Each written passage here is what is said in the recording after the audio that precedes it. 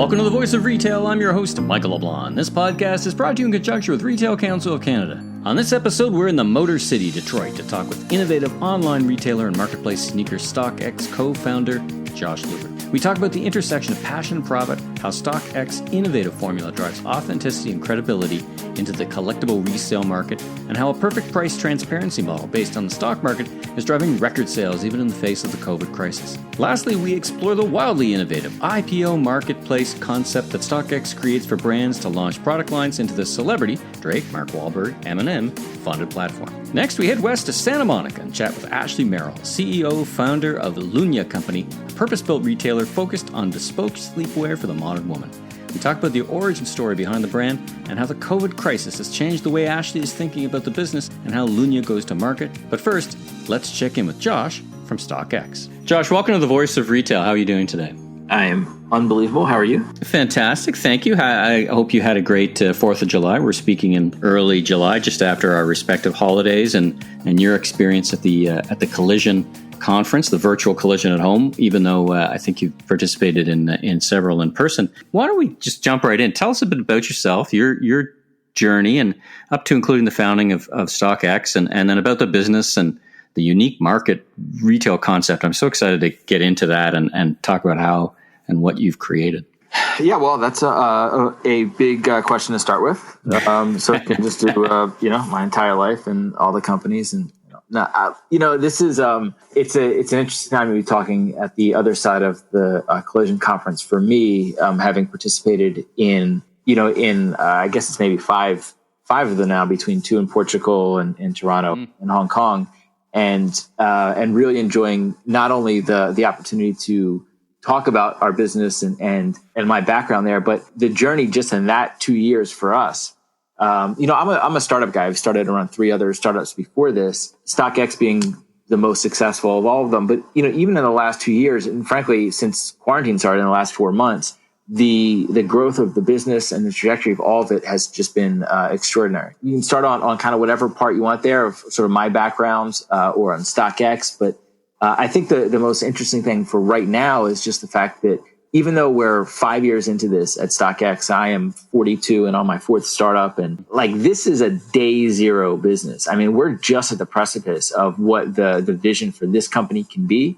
And so I kind of still feel like I'm starting my first startup out of my bedroom, where I wake up in the middle of the night and run over to my office with ideas and things that I want to do. So I think, my wife and kids look at that differently than maybe when I was 23 and doing the same thing.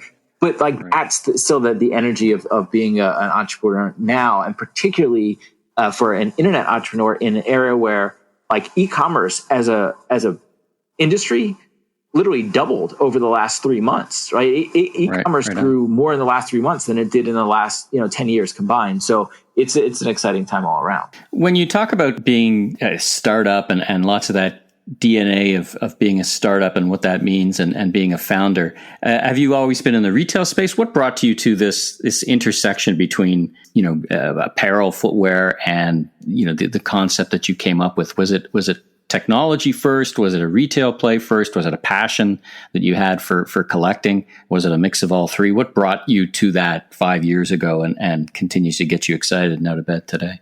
Yeah, that's just a really good insight into this, because I am an entrepreneur. I have no allegiance to industry, product, technology. I am, whatever that next business opportunity is. The 3 startups that I started before, none of them were in retail. And maybe more importantly, none of them were in sneakers. And, I'm 42. I have the exact same story as every other 42-year-old sneakerhead, which is I grew up playing basketball when Michael Jordan played. I always wanted Air Jordans. My mom would never buy me Air Jordans. As soon as I got some money, I bought Air Jordans. I mean, we all have the exact same story. So for me, sneakers has been a personal passion since I was probably 8. But every business that I started, I almost intentionally avoided going into sneakers or looking down the sneaker path, almost not wanting to create an excuse to play with sneakers. And so perhaps, the success of StockX is at least partly a fact that this was the first time that I finally brought my personal passion and collecting, world into the business side and the entrepreneurial side. Now, it happened to meet in retail because of the products that we were doing in sneakers and changing the way that people buy and sell sneakers. But that, frankly, was an offshoot of me, sneakers, and the business opportunity first. Well, it's funny because sometimes, you have these two narratives for your kids. One is follow your passion, and the other was you'll never make money at your passion. Don't follow that. Be real and go do something that's going to earn you money and then kind of back into whatever your passion is. But it feels like you kind of say, well, Con, it can't be this easy. If I go down the easy route, in other words, I love Air Jordans, back to what is it, 1985 when the Air Jordans came out, that just felt perhaps just too easy. Like that can't possibly work. These universes can't possibly align that easily, so to speak. Exactly. And at a time, I grew up in a time, I went to high school and there was no internet. The word entrepreneur didn't exist. So the idea that you were going to go start a business was so foreign to anyone. And my father was a lawyer. And I grew up in a very, very sort of professional household. And that, whether it was a business route or a law route, I mean, that was, I don't want to say it was required, but I mean, that was just what was done. There wasn't really thought. It's kind of the path ahead. Kind of the path ahead. You can veer off the path, but generally, you were going in that direction kind of. And then, and I graduated college in 1999, where I often think about how different my life would be if I was 4 years younger or 4 years older, right? If I'm 4 years younger, I'm probably a part of the first internet crash and the first, 1.0, the whole boom, which I was completely oblivious to, in college, focused on whatever college kids are focused on. And if I'm 4 years younger, by the time I graduate, I'm in the second wave of that. But when I graduated, my first business, it was a home computer consulting business. It was kind of like Geek Squad before Geek Squad, where we would go to people's houses and fix their computers, right? It couldn't be less of a technology business. It couldn't be, farther away from sneakers either. So like I said, I've just been an entrepreneur focused on the business, but it's really amazing to now be, 5-6 years into StockX and not only be so much a part of sneakers, but the next wave of StockX is going to go into what my second great passion as an 8-year-old was, which is baseball cards. I feel like that's going to be the next wave here. And, and I think I'm just unbelievably lucky that the two things I was most into as an 8-year-old happen to be the two things that are most relevant in, in sort of culture and commerce in 2020. And so if I've been right two things my entire life, that might be true, but I just got lucky that those two were important ones. Yeah, you'd almost need to, if you had a third, you had a passion about N95 masks, you'd have the trifecta, right? You'd be the trifecta of passions. Weird 8-year-old kid that had a yeah. Uh-huh. Hey, no judging, right? No.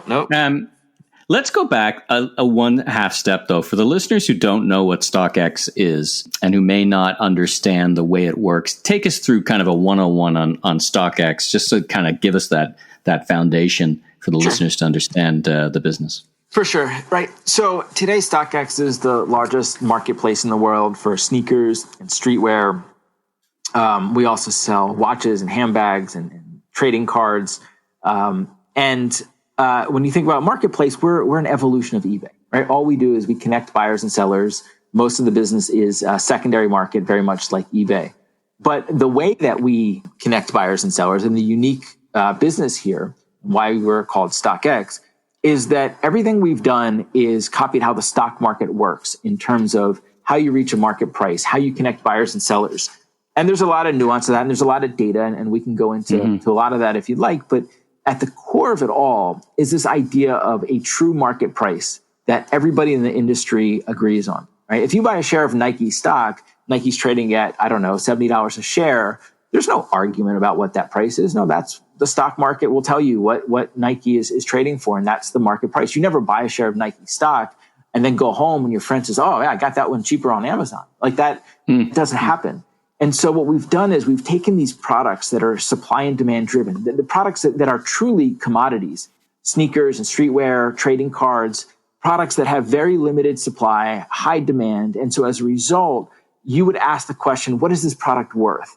And the best way to determine how it's worth is the same way the stock market determines what a share of Nike stock is worth. And so that was the basis for creating a consumer goods marketplace that would function that way. And so it's worked very well. We launched in February of 2016 with sneakers, and we continue to expand with other products. And as I said, the newest product, the newest category is trading cards. And I think it may ultimately be our largest. That's interesting. I mean, basically what you're describing is a business that's founded on the intersection of authenticity and pricing transparency. In other words, are these authentic? Is what I'm buying what I'm really buying? And this pricing transparency that you bring forward writ large, right? It's the live ticker that runs at the bottom. It's as you say, that next generation of the intersection of those two things. Well, I'm glad that you brought up authenticity, because we physically authenticate every single product that's sold on StockX. The seller ships it to us, to one of our 6 authentication centers around the world. We make sure that it's real, that it's the right size, the right condition, it is what it's supposed to be, and then we send it to the buyer. And there's a tremendous amount of value that comes from that, for sure. If you're a 14-year-old kid and you saved up money to buy a pair of Yeezys, to know that you're never going to get a fake pair of Yeezys is a tremendous amount of value. But the price transparency, right, is a function of the whole system. And the whole system only works if you are 100% certain that what you're going to get is real. Right. So authenticity is actually an input into the larger value that's able to create price transparency. Price transparency is the ultimate goal for any marketplace, for any economic system, but it is truly hard, and it takes all these other things behind the scenes to make it happen. And so there's value in authenticity, but the real value is in enabling the whole system. And that becomes your key advantage, right? The sustainable kind of piece that makes you different. And you get several great well-known investors. I Mark Walberg, Eminem. But it feels to me like they could invest in anything, so there's a great business, but it also feels to them like there's more of a passion for them in investing in your business. I mean, you work with these folks, I assume, fairly closely. Is that the case? Is this more than just a transaction for them? That's not unlike yourself, like an integration of both a passion and something that can be successful financially? Well, it's interesting, right? Because, when you talked about some of these folks, Mark Walberg, Eminem, Drake in particular, who are all investors in the very first round and are all as big as any person in the world and could have their pick of being a part of and investing in any business in the world. The passion, the interest in sneakers and streetwear, in culture, whether it's Dan Gilbert, who's my co-founder, one of our co-founders, and is the owner of the Cleveland Cavaliers, so the NBA. All of these things are essentially ways to open the door that create the relationships. But every single person was, maybe we had the initial conversation because of that, but once they saw the real business and what we were actually trying to do, because on the flip side, they're also not stupid. They're not going to put their money into something that, they don't think they can get a great return on. And so it was truly them understanding, wow, you guys are trying to do something way different. This is, in fact, not at all about sneakers. This is about changing e-commerce and changing the retail landscape. And that was why that they were a part of it from the beginning. And by the way, we never planned to do that. We never planned to go out and try to get the most famous people in the world. It happened actually super organically because they were related. Mark Walberg happens to be a person who wears a lot of Air Jordans and is sort of in that world anyway. So it was a very organic happenstance that we even came across them, but it was the bigger idea of why they invested and why they've been supporters since then. Yeah, because you get a group of individuals, they could put their money into strip mall and make a return, or they could put something into this. I mean, clearly they have a lot of choice where they could put their money to do all those things. Let's talk for just a quick minute about, I mentioned and you talked about Air Jordans 1985. Just again, for those listeners who may not be as clued into the sneaker culture, what are the kind of couple of things that are driving this collectible culture? I'm not a collector myself, so I don't get it, or organically I don't get it. I don't collect, but it's huge, and it's really recreating an entire footwear industry. One of those kind of things that really turned that crank. What is it that's driven that success? In 2020, sneakers have become a much bigger part of our culture, and even if people aren't fully aware of it, they are at least more cognizant of it than they were when we first launched in 2016 or, in 2015 when we started working on this business. I actually gave a TED talk about sneakers in the fall of 2015. And it was Big TED, not a TEDx. And so it was a really amazing experience and amazing audience to be able to do that. I went back and watched that talk a couple months ago and looked at the faces of the people in the audience. Shaking their head like, don't know what the heck you're talking about. I think they thought it was like a joke. They were generally like, but by the end of it, you could see the almost change of like, oh man, like this is a real thing and it's a real business. But sneakers have been, and in the form and industry and the high price and the everything around it has been in existence since 1985, as you mentioned, since the first Air Jordans. But it wasn't until 99, 2000 with eBay when it first became what it was starting to shape into what it is today. But it wasn't then until 2011, 2012 with social media and really Instagram that it really, really became what it is. And that was, you had more people that were coming into the sneaker industry. And then StockX in 2016 made it just easy for everyone to engage. At the highest level, all StockX is, it's about access. It's making it so you could go and buy a rare pair of sneakers that maybe you didn't want to try to figure out how to navigate through eBay and figure out what's real or what's fake, or you weren't willing to sleep outside of a sneaker store for 3 days. Because to your question, like that's what this industry is about. It's about super highly coveted products. It's almost entirely either Nike or Adidas or Air Jordan, which Nike owns. And the brands have become absolute experts at the balance between supply and demand to create a product that is super highly coveted and to put out less supply than there is demand.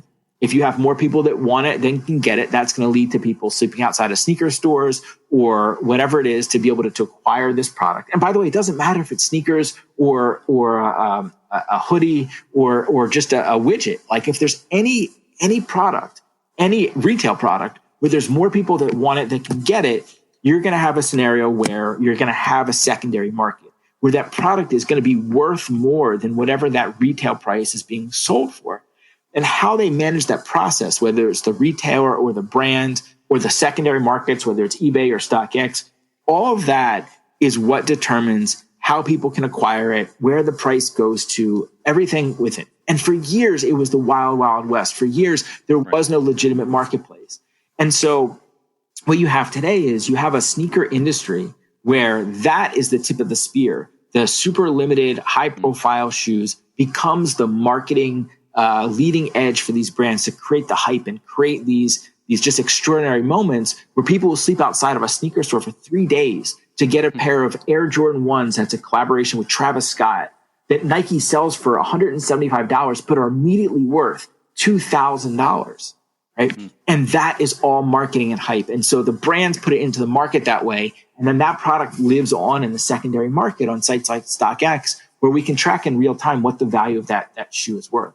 So it started as fashion. It started as a functional item that people might wear for sports or for casual wear. But these products are true assets, right? They're supply and demand driven. Yeah.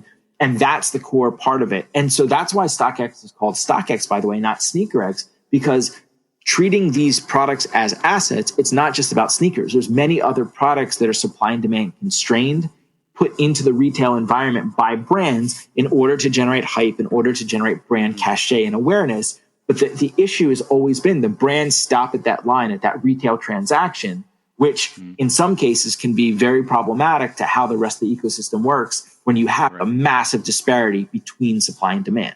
You've talked about a couple of catalysts or accelerants, from the launch of the product itself to eBay to social media. I want to get into this COVID era. So let's start in the time before, as I've started calling it. You and the team were sitting around in late 2019, early 2020 and thinking about the future. You've mentioned playing cards. What was your strategy? And where I'm going with this is kind of understanding what your strategy was and how you were thinking pre-COVID, and then now in the COVID era, which itself, to one degree of intensity or another, could last 24, 36 months. So I want to get to the changes in your thinking, but take us back to late 2019. What were the big drivers that you saw that were going to drive success and growth in the company? And then again, we'll talk about what, if anything, has changed in your mind for the next couple of years. There's 3 ways that StockX grows. And we can come back and go into more of them in detail. But at the highest level, we sell the same things to more people, and that's largely about international expansion. 2, we add other product categories. And so the latest one there, as I mentioned, is trading cards. And 3, it's we work with brands and have brands release products directly into the market, what we call literally an IPO or an initial product offering. And we've done some of these. We actually did one with New Balance back in May. So that I interviewed Nathan from New Balance on my other podcast, Global E-commerce Tech Talks, and he talked about a very sophisticated strategy across the platforms, including yours, about how they manage channel, right? Beyond just physically managing retail channel from specialty to mass into this very sophisticated digital channel strategy launch. And we should come back to IPO, because IPO is literally, to be somewhat cliche, the future of all retail. It's everything that I was talking about in terms of supply and demand, but how you manage it to create a fair and equitable distribution system in a world where there is a supply and demand mismatch. But so from our strategy, that's always been the goal. And international expansion is, I don't want to say the easiest, but it's one that has the most straightforward playbook. We have to put our site into local languages and local currency and local customer service and have local operations and everything to make it a local experience. And so we've continued to do that. And so that was always the plan as we've been growing, and those three pillars of how we grow. And when the world stopped, in mid-March, like everyone, we took a big gulp and looked around and tried to figure out what was going on. But a couple weeks later, by mid-April, we realized that we were unbelievably fortunate to be a 100% online business. And everybody had a pause, but the business has been really strong since that initial pause, because I think part of it was stimulus checks, but also part of it was you had more and more people that were now at home and shopping online. Like I mentioned, earlier, the entire e-commerce world doubled in the last couple months because you had all these people online shopping. But the great acceleration, right? It's the great acceleration. That's a really great way to put it. Absolutely, right? I mean, obviously, the world is moving that way, and for us, the best example of that acceleration is once the weather turned. Anybody that was someone who used to buy a pair of sneakers at a brick and mortar store, and now it's summertime and they want a new pair of shoes to go running or whatever it is, well, all the brick and mortar stores are still closed. And so now, even if you weren't somebody that bought sneakers online, you became one, and you had to go online to look for a pair of sneakers. And because of the unique nature of our marketplace and the stock marketplace, we actually are super powerful in SEO because we have the world's catalog of sneakers. If you go to footlocker.com or you go to nike.com, there may be 300, 400, 500 pairs of shoes you could buy, but there's 35,000 different shoes on StockX because we're a marketplace. Wow. So that's not color and size you're talking about. You're talking about individual items, right? Yeah, absolutely. Right. Different SKUs, different shoes. Each one of those has different sizes. So, it was this very fortunate, circumstance for us that it actually accelerated our business as well. And I think for those customers that accelerated that transition from brick and mortar to online shoe buyer, I don't think they ever go back, right? Like, what product has you ever switched to buy online and then you went back to buy it, to go to the store? Like, we just don't do that anymore. And so, so we've been super fortunate, but at the high level, the strategy hasn't changed, right? It's still about international expansion, other verticals, and working with brands. But to your point, we had this great acceleration that happened in the second half of quarantine. And like I said, we're just super fortunate to be in that situation. A couple of tactical questions about operating in this COVID era. Did you put any kind of, or how are you thinking about, this whole authentication? You've got, you're not purely digital. You've got physical people, so to speak, or people inspecting physical products. So, what have you put in place to protect your people, or what your thinking is on that? And then physical stores. So I think you've got a physical store in New York City that may be now open, perhaps. I think you're in phase 2. Just speak to that for a bit, like actual operating in the COVID era. Just tactically, what have you made changes about? Yeah, so that's fair. When I say we're a purely digital business, I mean from a revenue from a consumer standpoint, right? Our store, and I hesitate to even call it a store, I'm making air quotes here in my house, is in New York City. It's actually a seller drop-off place. We actually don't sell any products at the store. I mean, you actually might be able to buy a StockX t-shirt or a hat if you want, but it's primarily for our sellers who are in New York City who sell a lot of products as opposed to having to take it to UPS or, they can bring it to our store and get paid out much quicker. So it's more of it's not a seller channel. We don't sell anything there. But what you hit on was the number one operational challenge for us once COVID hit, which is how do we continue to operate our authentication centers? And there's 6. It's New Jersey, Detroit, Tempe, Arizona, Atlanta, London, and Eindhoven in the Netherlands. So there's 6, and there'll soon to be 3 more in other places around the world.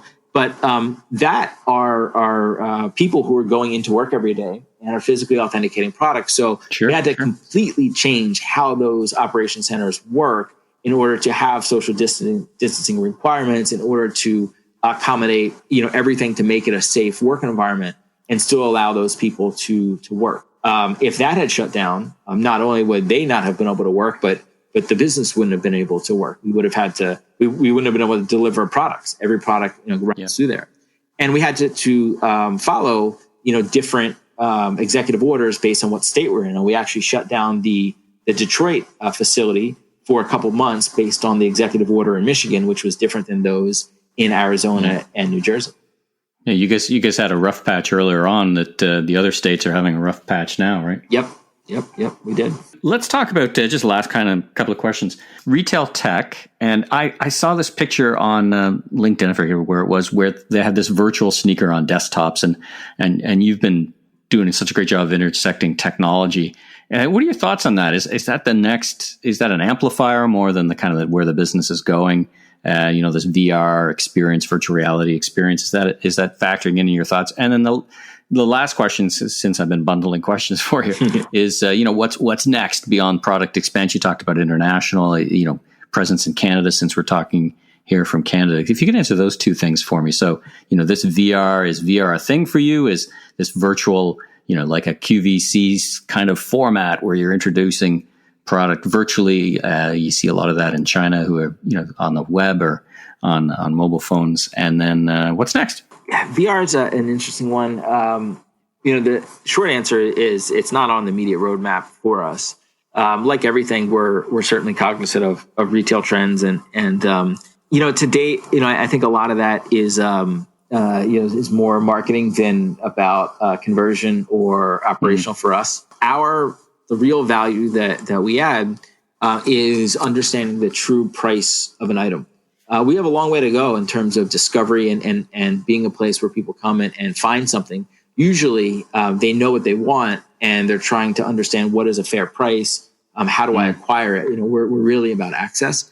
But like everything, it's something that's on our radar. The other question though is much more interesting from every aspect of our business, which is, the future of StockX and the future plans. I mentioned earlier, the 3 different ways, but IPOs are the way that, and working with brands, have them release products. And the New Balance one's a fabulous example. Every stage, everything we've done in this business, we have copied how the stock market has worked. And so when we sat down and said, okay, we want to start working with brands, start moving from the secondary market into the primary market and allow brands to release products into this marketplace, we went right back to the stock market and said, well, what is the right way to price a limited good being put into the market? How do you let the market price an item?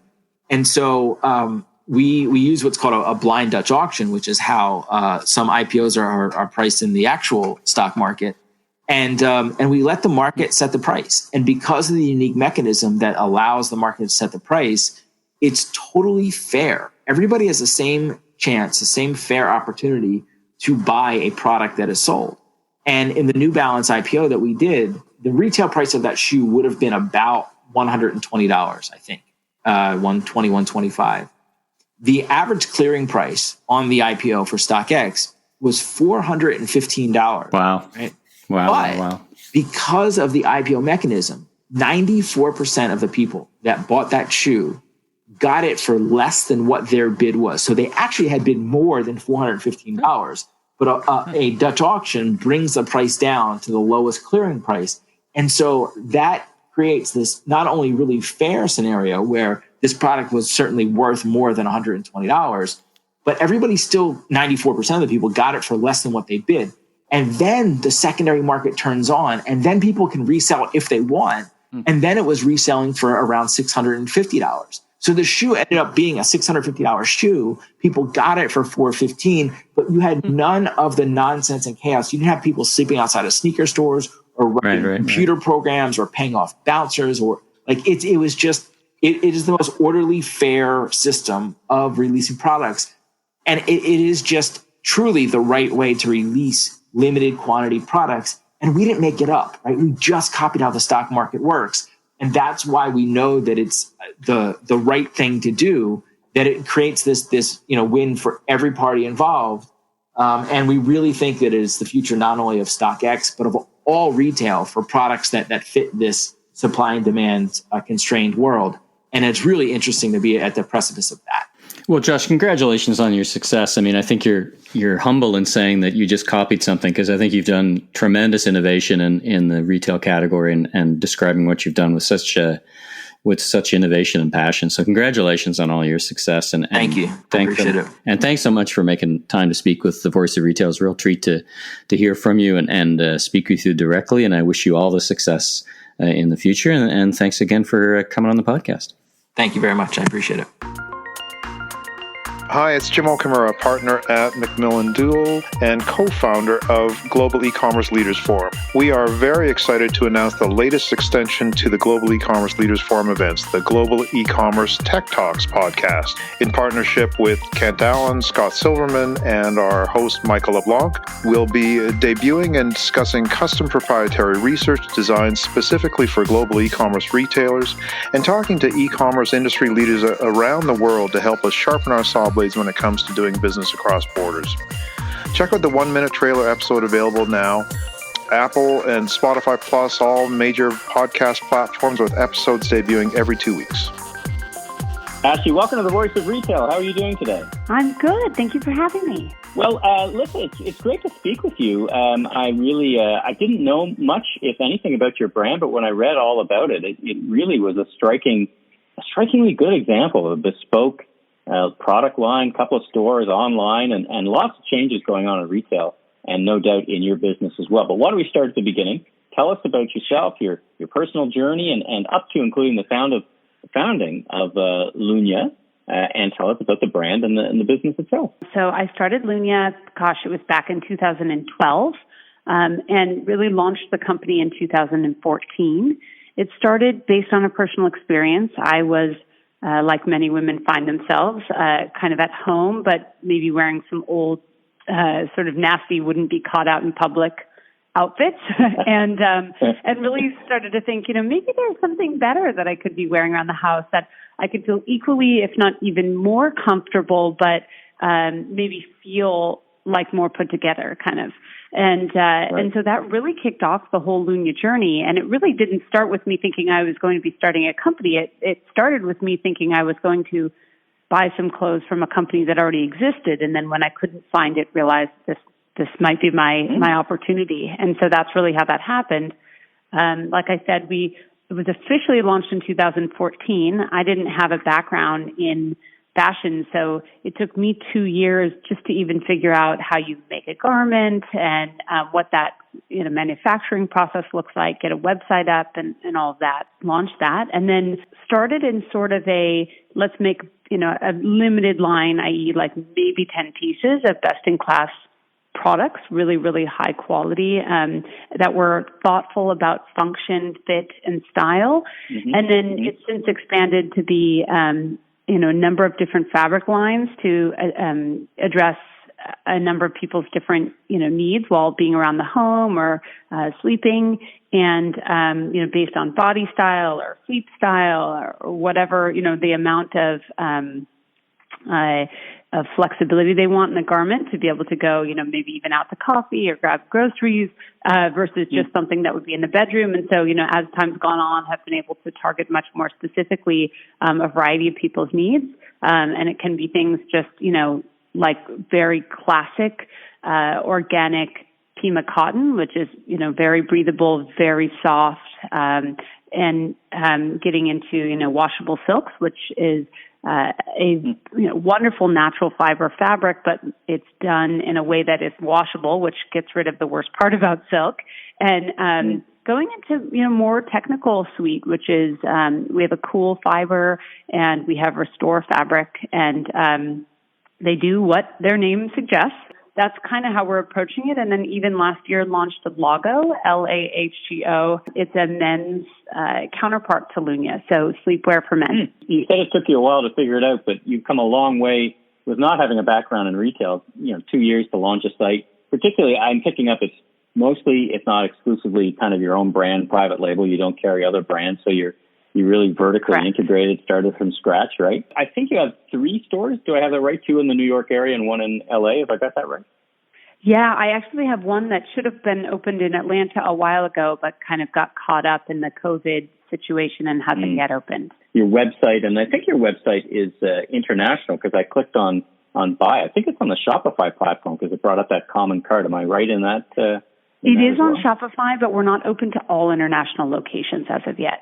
There's a whole lot of back-end logistics that you have to really work out, and we're very close to that, but we're not widely open. Let's talk about the before time, what I call the before time, pre-COVID. As you sat together with your team in 2019 and thought about your business moving forward, you already mentioned retail expansion was in the cards with a new store in Atlanta. You're driving your presence online. How did you see your business rolling out pre-COVID? And then what we'll talk about is, what's changed. Yeah. So take me back to 2019. It's been almost a year ago. I got a C team. I have a chief growth officer and a COO. And so when we were working on 2019 together, it was really exciting because it was the first year that I had sort of that level of support and professionalism. So I felt like 2020 was going to be an exciting year of us, more official in the way we operate.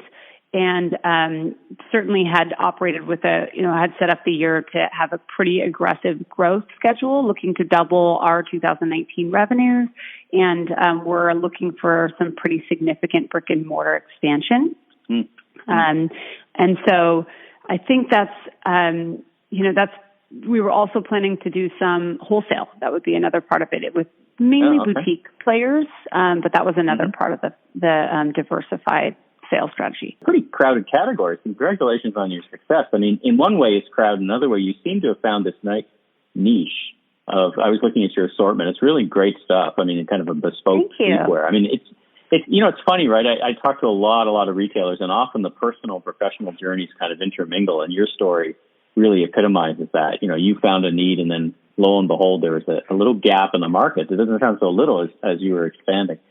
Do you see yourself, and did you see yourself as an online retailer that had retail stores, perhaps like an Indochino Canadian retailer that said, I'm going to have my stores as showrooms and media to drive customer acquisition? Or are you an omni-channel retailer? How did you see that mix? I mean, one of the things that I always felt was if you're building a business, you don't want to have one point of sale, because that's, any single point of sale is a point of failure. If Facebook changes its algorithm or, Google stops doing ads the same way they do, and you're highly dependent on them for all of your revenue, and then you're supporting a large team and a lot of fixed costs that are highly dependent on all that revenue, it's a lot of pressure on those channels. So for me, I always looked at omni-channel as an opportunity to diversify our business and to make sure that, should something happen to one of the channels, we would always be okay. It's ironic that something did happen to the channels when this was really becoming a focus of the company. It just didn't happen to the channel we thought that we were the most concerned about. And so we actually got kind of lucky in that way that we were, mainly a DTC brand to begin with. And so, luckily we kind of had the right competency for this particular instance. Well, that's a good segue. Let's talk about the past 12 weeks for your operations during what I'd call the first phase of the COVID era, the lockdown. Tell me about your experience of the past 12 or 14 weeks. Your stores are probably closed, but I imagine your online was already thriving. Tell me about your past 12 to 14 weeks. Yeah, and it is one of those things where it's been a roller coaster, we'll put it that way. Right at the beginning of COVID, the bottom fell off our sales. We went from, I think our revenue became, it was about a third of what it was, and carried on like that it was like a week and a half. And we started to realize we were going to have to cut fixed costs. We were going to have to, lay off team and furlough people and take salary reductions. And we all did all of those things. And we were prepared to try to survive a cold winter, so to speak, and try to make it to the other side. And also, at that time, nobody, I think still we don't know what it looks like, but nobody knew what it was going to look like to have a 20% unemployment. I mean, at that point, we were still 6%, and I'm in the U.S.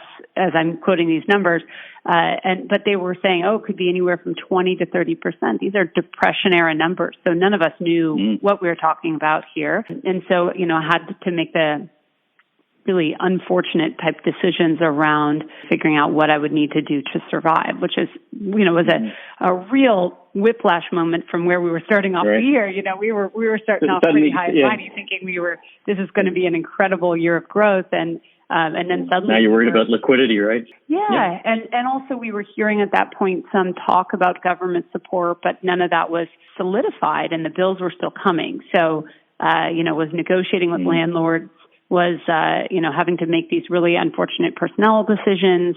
And then I would say in maybe second week of April, sales started to pick back up again. And then they just kept going. And so we definitely saw a lift there. And we're doing all right now. I'd say we're, at this point, we're back where we wanted to be for the year. And so have since been able to bring a lot of my team back, not my brick and mortar folks, unfortunately, but a lot of the in-house people. And, we've had to re-strategize and pivot the business to find growth in ways we didn't plan to be looking for it, and really doubling down online. And so that's been the focus of the last while, is going, hey, how do we lean into what's going on right now? And I don't mean that in a sort of capitalizing, uncomfortable way, but I mean that hey, like a survival way. It's a survival way. How do we adapt and survive and maybe even thrive? What would that look like for us? And so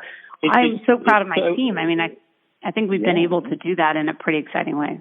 Well, it's so interesting as I talk to retailers across all kinds of spectrums. They were either hit with a shockwave or a sledgehammer, Right. Oh, exactly. The grocers had this shockwave of demand when all of a sudden all food was being purchased, restaurants were closed, and the sledgehammer of quarantine, and the fashion industry sector of retail really got hit hard. But even within that sector, and you're kind of reflecting that story after a quick, after a short term, what the heck are we going to do, and what consumers are thinking the same thing. Some segments had rebounded, and I guess as we're all spending a little more time at home, maybe they started thinking about back to your original origin story. Maybe I should be walking around in a t-shirt and a pair of shorts. Why don't I treat myself? I think that was one of the things that happened though in sales. Is I think that initially we all thought this was going to be, maybe a week or two of being quarantined, and it was almost like once people realized, oh no, this is going to be months. I think then people started to have that same sentiment you're describing, where they're like, okay, I'm going to have to gear up for this. All right. So now that, we're in the COVID era, we don't know how long this is going to last, whatever this era, it's going to be in and out of intensity. It could be 12, 18, 24 months, whatever it is. How are you now thinking different about your business than you were, back to 2019? Yeah. I mean, one of the things, as I've been chatting with a number of different business owners, we've been saying is that, this was sort of the biggest social experiment that we never would have taken, and in a lot of ways, there's been a lot of positives from it. I think my team has, for the most part, really thrived being at home. We're still having decent productivity. We're getting a lot, the team is still staying relatively connected. And so certainly just from an operations side of the business, I'm in no hurry to bring people back to, the in-office environment. I think that will be one of those things where we might completely change how we work, and the office might be used more for gatherings that happen on sort of a more flexible basis. So that's one really interesting thing to me about how that's going to change. And I think another is the consumer acquisition strategy. Look, I think brick and mortar was already on the decline. I mean, everybody knew that, but it just was that if you were going to build an omni-channel company, it was a helpful diversification prong, It's sort of like, hey, you're not going to be all in the Facebook, Instagram basket. A good customer acquisition strategy too, right? I mean, of course. Your point about Facebook or whatever platform, it got to a point where they're like a utility. It was hard to get any kind of advantage. Everybody's on Facebook, so how do you get advantage? Well, if you're savvy about where your real estate is, maybe it could act like customer acquisition, right? That store is media idea. And it does, but the thing about stores is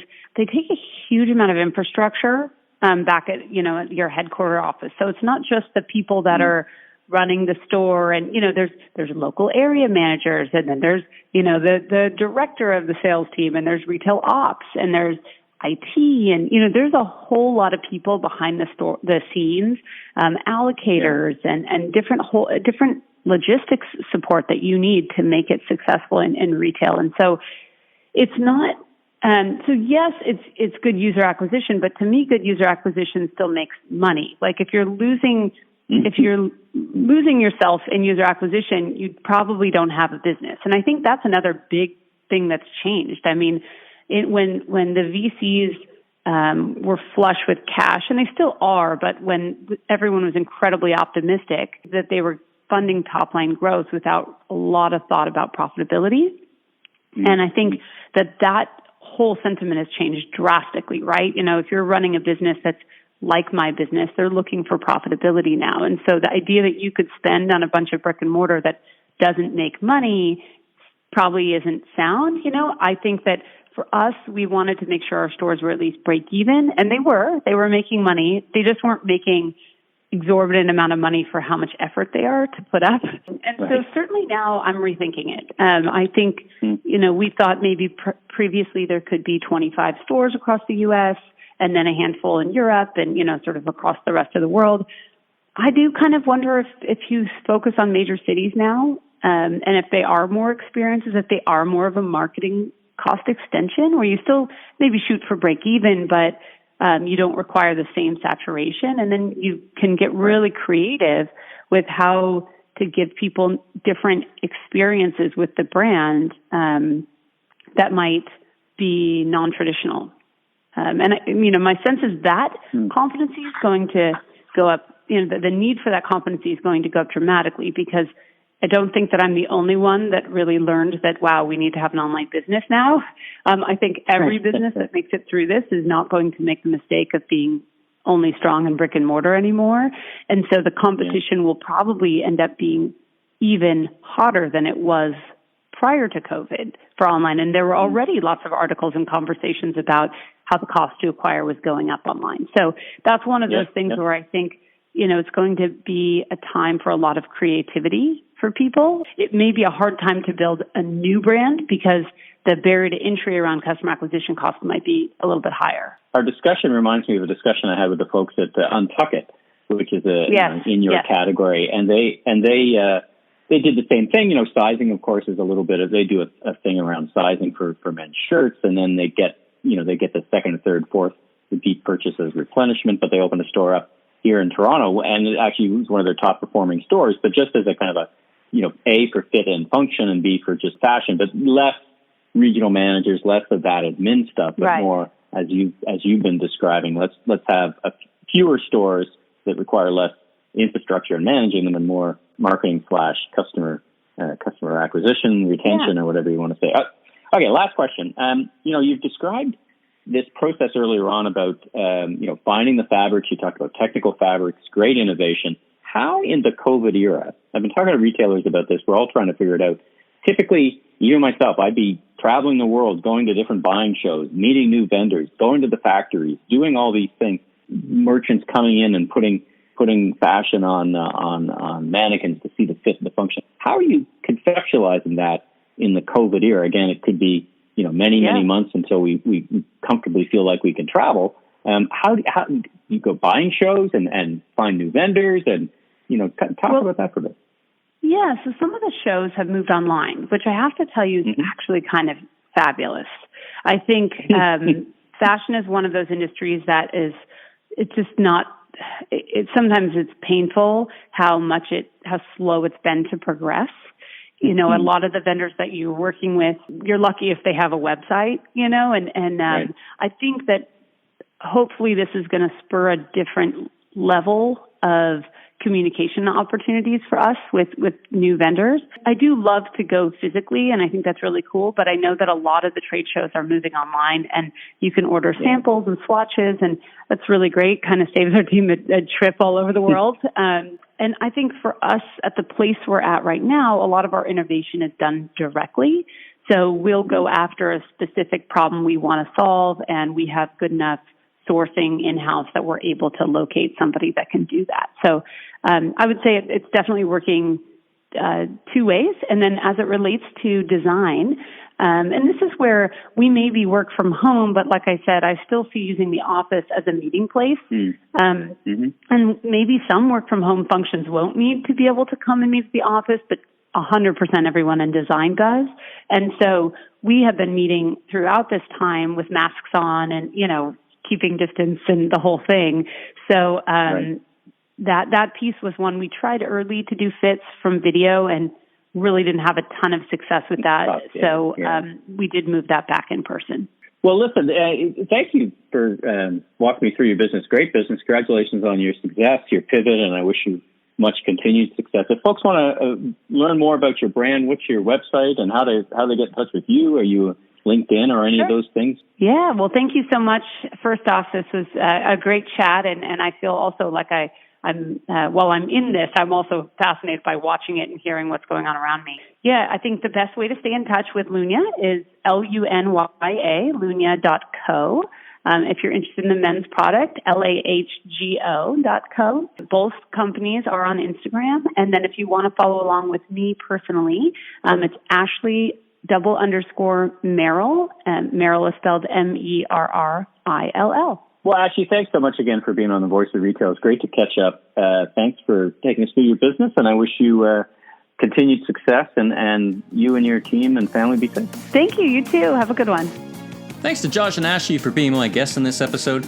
If you like this podcast, you can subscribe on Apple, Spotify, or your favorite podcast platform. Please rate and review, and be sure to recommend to a friend or colleague in the retail industry. I'm Michael LeBlanc, founder and president of Emmy LeBlanc Company, Inc. You can learn more about me on www.emmyleblanc.co or, of course, on LinkedIn. Until next time, have a safe week.